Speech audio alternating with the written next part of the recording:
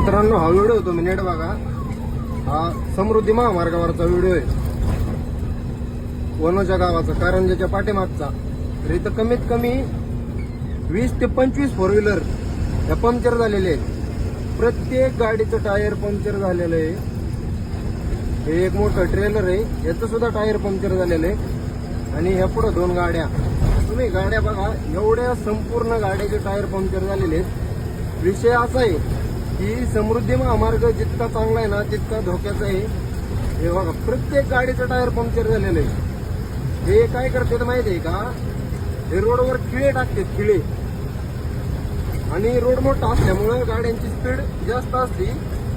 रोडवर खिळे टाकतात, त्यामुळे गाड्या पंक्चर होतात. काय गाड्यांचे ऍक्सिडेंट पण झालेले आहेत वायबल होऊन. आणि विषय कसा आहे, जास्त करून की जे ओव्हरलोड चालतात गाड्या, म्हणजे टेलर बॉडी गाड्या, यांनी जास्तीत जास्त या गोष्टीची काळजी घ्या. कारण कसं आहे, आपल्या गाड्या वजन असते, आपल्या जीवाला धोका झाला नाही पाहिजे. आणि गाड्या ज्या वेळेस पंक्चर होत्या, जोपर्यंत लवकर हेल्पलाईन येत नाही तोपर्यंत येते, हाणमार करते, लूटमार करून निघून जाते. त्यामुळे स्वतः जीवाची काळजी घ्या आणि जास्तीत जास्त रात्रीचं या रोडने जाणं आहे ना टाळा बस. आणि कसं